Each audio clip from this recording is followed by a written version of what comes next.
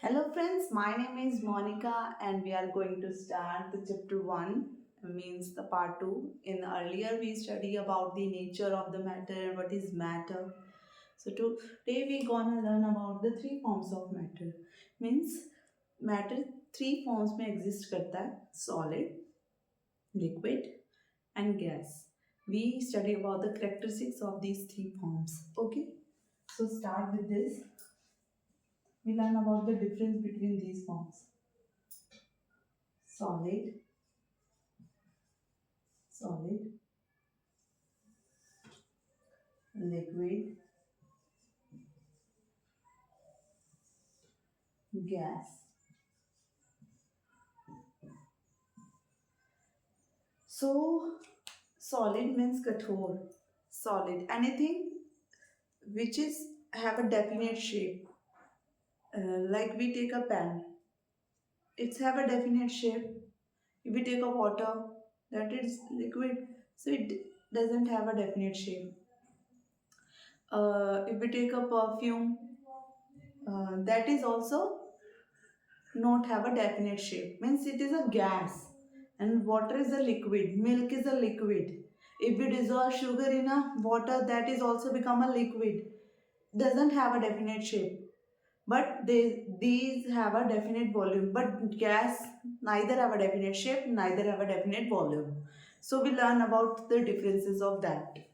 So first we take definite shape. Solid have a definite shape. In liquid, not definite shape.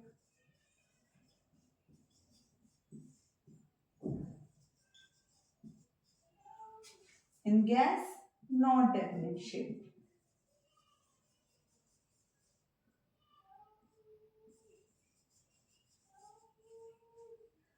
अब हम इसको example के तरफ पे लेते हैं, इस पेन को लेते हैं। इस पेन में ये इट इज ऑल्सो हमने पढ़ा है कि मैटर से बना है, हर चीज मैटर से बनी है। सो ये भी मैटर से बना है, सॉलिड है, और इसमें जो पार्टिकल्स हैं वो बिल्कुल क्लोजली पैक्ड है। पर आप सोच रहे होंगे कि मैम ने तो पहले पढ़ाया था कि पार्टिकल्स हैं वो तो इधर उधर मूव करते रहते हैं, कंटिन्यूसली मूव करते रहते हैं, या तो फिर वो गलत बात है, या फिर आज मैं बोल रही हूँ कि क्लोजली पैक्ड है, ये कहीं नहीं मूव करते।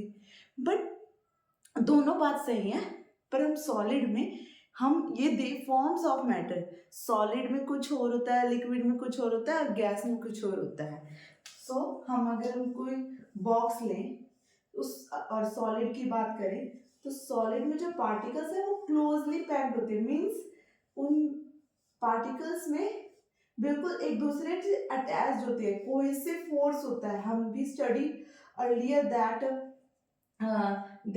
The particles attract with the cohesive force. Means particles interaction जो होती है वो सॉलिड में स्ट्रॉन्ग होती है, जिसकी वजह से वो कहीं मूव नहीं करते। स्ट्रॉन्ग पार्टिकल इंस्ट्रक्शन होती है, मीन्स इनके बीच में जो इंटरेक्शन होती है वो काफी स्ट्रॉन्ग होती है, जिसकी वजह से हमें ये प्रॉपर बाउंड्री अगर हम ड्रॉ करेंगे, मीन्स अगर हम ये पेन लें, इस पेन में जो पार्टिकल्स हैं वो ऐसे हैं, ऐसे। So they are very closely packed. So हमें एक डेफिनेट बाउंड्री मिल रही है, जिसके वजह से हम कह सकते हैं we have a definite shape. Okay, and in liquid particles something like that. So we cannot draw the definite boundary, जिसकी हम बाउंड्री नहीं ड्रॉ कर सकते, तो हम उसको क्या कहेंगे, उसकी कोई डेफिनेट शेप ही नहीं है। Got my point? मीन्स अगर हम पार्टिकल्स ऐसे हम कैसे ड्रॉ करें, like that? No, if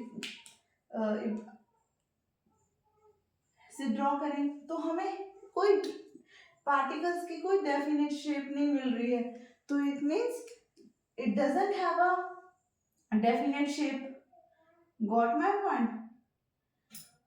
so like that. And in gas, the particles are very large distance. Okay. in this we also know draw any boundaries of that particular object, so we can say that it doesn't have a definite shape, but in solid have a definite volume. Means हमें पता है इस pen में कितनी ink डलनी है, we have a definite volume. Solid में हम कहें कि हमें चावल बनाने हैं एक बाउल में, we know that how much rice we pour in that solid pan, so हमें पता है कि कितना डेफिनेट क्या शेप लेगा वो और उसकी कितनी डेफिनेट वॉल्यूम डालनी है, so we know that. Liquid में डेफिनेट वॉल्यूम होती है, यस। कैसे पता चला डेफिनेट वॉल्यूम होती है? बिकॉज हमें एक बीकर लिया मैंने, इसमें 5 ml वाटर है और मैंने इसको लार्ज 50 ml का बीकर लिया। अब इस वाटर को मैंने इसमें पोर करना है, आई पोर्ड इट 5 ml वाटर। इसने शेप चेंज कर ली बिकॉज लिक्विड, अब हमें पता है कि लिक्विड कहीं भी फ्लो करके उसको शेप ले लेता है वो कैसे भी, but it not extend its volume.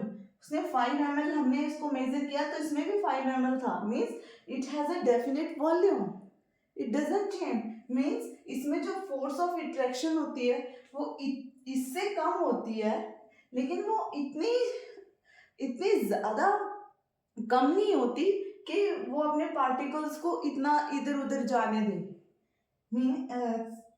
So they have a tendency to maintain their volume. Okay, they take any shape, but they have a definite volume. It's in this gas not definite volume.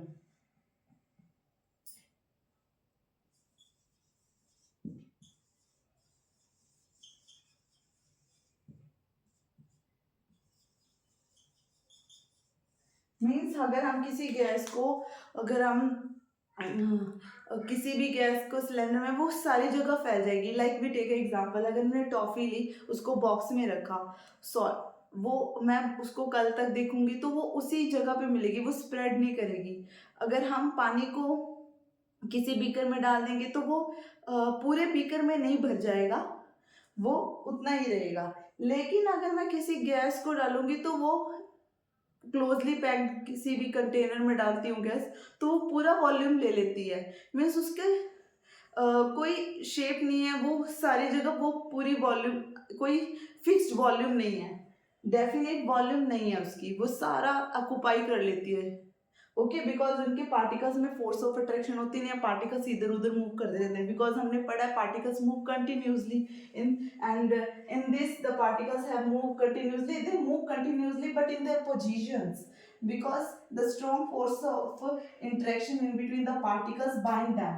In this the particle have a some particles present in some distance, but they can move slightly in different directions, so they do not occur in a definite shape, but they have a definite volume, because वो थोड़ा सा strong है उनके बीच पास, अपने interaction force है कि वो उनको बाइंड करके रखती है। बट इसमें particles they can move this side, so they do not have a definite shape or definite volume, और जिसकी वजह से इनके बीच में जो है लेस इंटरेक्शंस होती हैं और वो कहीं भी मूव कर सकते हैं और स्प्रेड कर सकते हैं। लाइक हम अगर कुछ परफ्यूम करते हैं तो वो पूरे कमरे में हो जाती है उसकी स्मेल, क्यों? Because they do not have a shape, and particles इधर उधर मूव करते रहते हैं, एक दूसरे से टकराते रहते हैं, और जिसकी वजह से पूरे कमरे में खुशबू हो जाती है और वो वही शेप ले लेते हैं, और उनका कोई वॉल्यूम भी फिक्स नहीं रहता कि वो इसी वॉल्यूम में इतना रहे, वो मूव करते रहते हैं, जिसकी वजह से, क्योंकि कोई बाइंड करने के लिए, पार्टिकल्स को बाइंड करने के लिए फोर्स नहीं है उनके बीच में, कम फोर्स है, जिसकी वजह से वो वही वॉल्यूम ऑक्युपाई कर लेते हैं जिसमें हमने डाला होता है। ओके, ये 2 पॉइंट्स क्लियर हैं। तो हम थर्ड पॉइंट लेते हैं।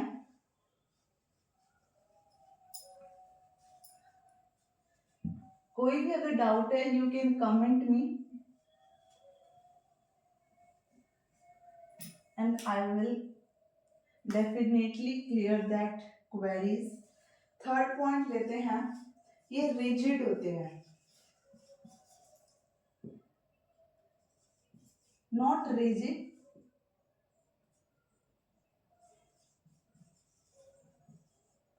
but they have fluidity power. We can say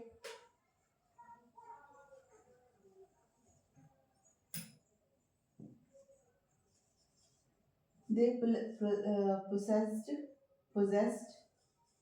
fluidity,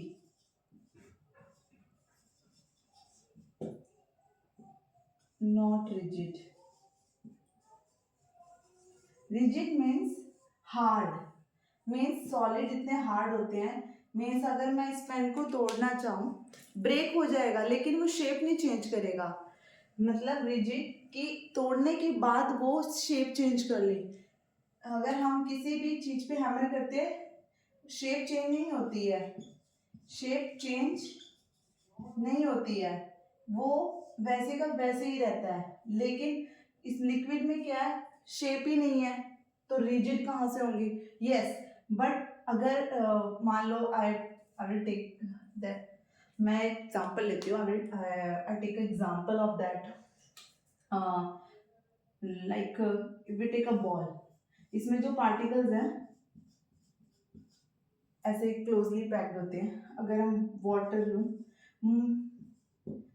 beaker में, ओके, इसमें कुछ जो पार्टिकल्स है लाइक दिस, अगर मैं उसको ऊपर से फेंकती हूँ तो इसमें सारे particle all particles are involve in this process, सारे पार्टिकल्स एक साथ नीचे आएंगे।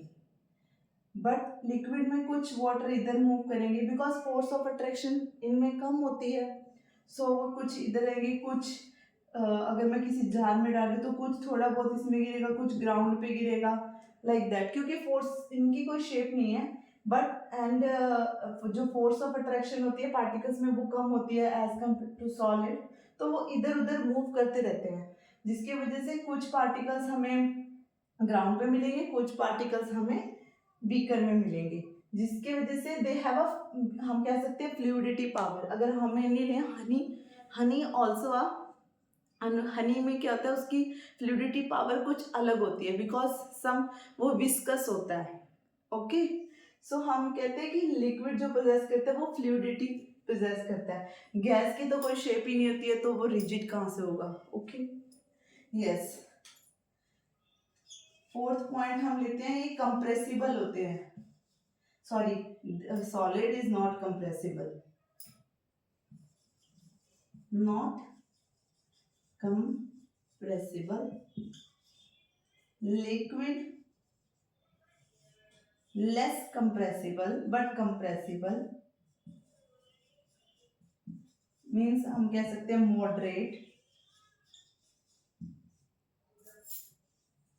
ये highly compressible,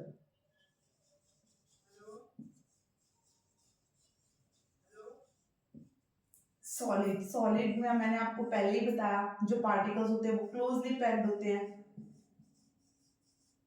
उनके पास strong of force of attraction इतनी स्ट्रॉन्ग होती है कि वो पार्टिकल्स को मूव भी नहीं करने पाते।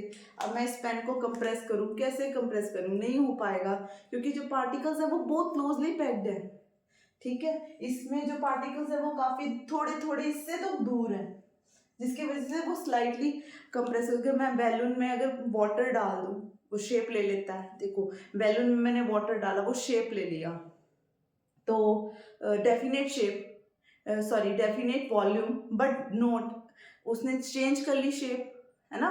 बैलून में डाला, बैलून में शेप चेंज हो गई, अगर मैं बकेट में डालूंगी वो बकेट की शेप ले लेगा।